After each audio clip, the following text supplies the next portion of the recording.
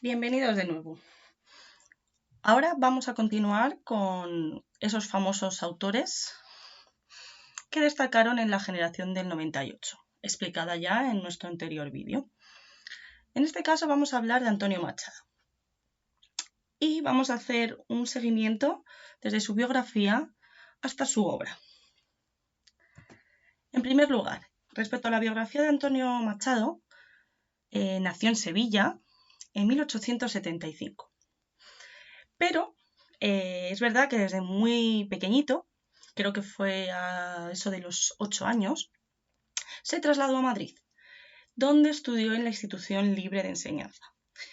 Esto os sonará a que lo comentamos en el vídeo cuando hablábamos de la generación en esa introducción a la generación del 98 y hablábamos del krausismo, como en el que decíamos que fue Kraus el que su influencia fue la base de esta institución.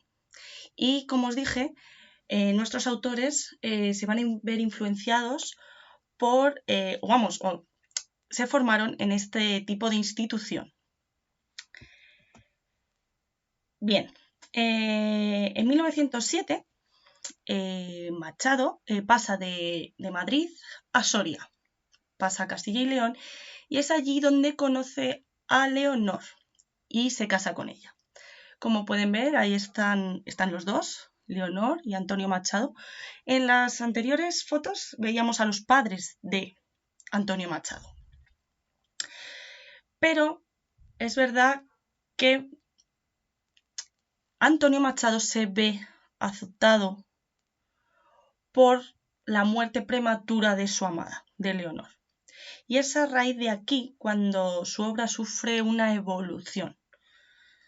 Como comprendéis, pues la muerte de su amada pues, le afectó. Por consiguiente, se va a exiliar a Francia en 1939, después de la Guerra Civil, y será allí donde muera. Bien, ahora vamos a hablar un poco de los temas y el estilo que toma Antonio Machado. Hay que decir que fue el poeta más joven representante de esta generación, de la generación del 98. Además, él concebía la lírica como una forma de expresar sus sentimientos, pero además tenía una clara influencia romántica. Vamos a ver ese romanticismo, ¿vale?, en algunas de sus obras. Pero yo lo que destacaría sobre todo sobre Antonio Machado va a ser su gran uso del simbolismo. Va a haber un gran simbolismo en todas sus obras. Y a continuación os pongo el simbolismo que él utiliza, ¿vale? En principio nos vamos a encontrar que cuando aparece en sus obras la palabra camino, él se va a referir al paso del tiempo, la vida. Si os acordáis, hablábamos de esto en la explicación de la generación del 98, de que ellos van a sentir una preocupación por el existencialismo, por el paso de la vida en sí. Por lo tanto, Antonio Machado va a tomar el camino como referencia al paso del tiempo. Por otro lado, también va a utilizar la fuente para referirse a la ilusión y la esperanza. Ahí os dejo una foto, que es una fuente dedicada a Antonio Machado y a su hermano, que me parecía interesante destacarlo. Por otro lado, nos vamos a encontrar con el agua. Cuando Antonio Machado utilice el agua, va a tener dos significados, dependiendo si el agua fluye o el agua se estanca o desemboca en el mar.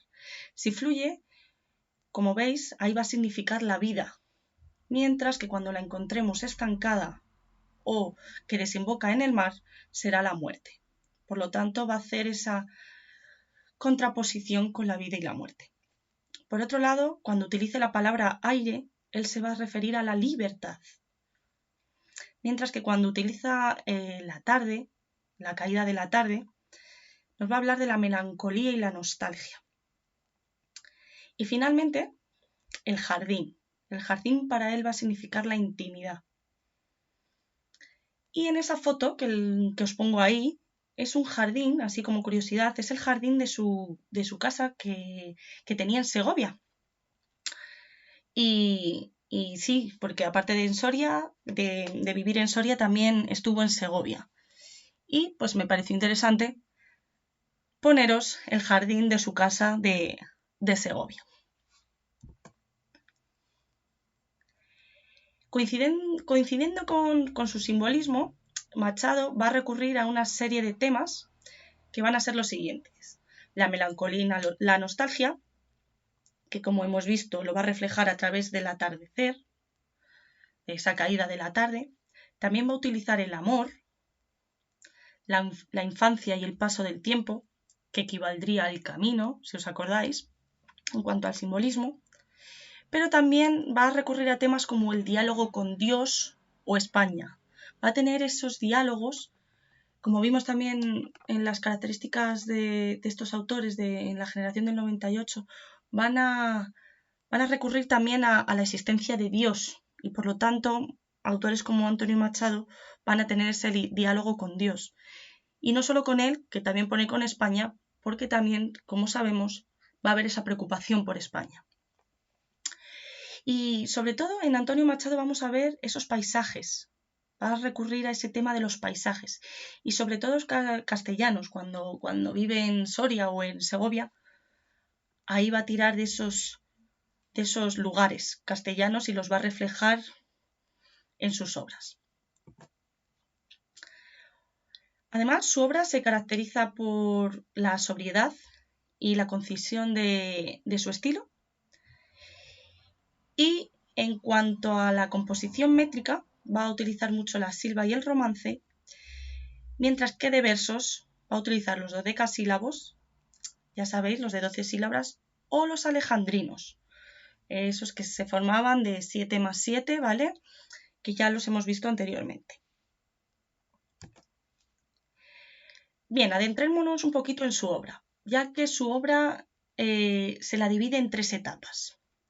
Vamos a empezar por la primera. La primera etapa se ve influenciada por un modernismo, es decir, van a surgir temas intimistas y románticos, va a seguir existiendo un gran simbolismo y cabe destacar su obra Soledades, que fue publicada en 1903. Pero más adelante, 4 añitos después, será ampliada en Soledades, Galerías y otros poemas. Esta sería su primera etapa. Ya os digo que influenciada por ese modernismo. La segunda etapa ya va a ser menos intimista y se va a centrar en esos paisajes castellanos. Y esos paisajes, ese paisaje castellano que él va a reflejar en sus obras, se va a identificar con su alma. Además, a través de ellos también va a destacar esa preocupación por España. La obra que destaca en este periodo va a ser Campos de Castilla, publicada en 1912. Y va a ser muy característica, ¿vale? De hecho, seguramente lo veamos algún texto de esta obra.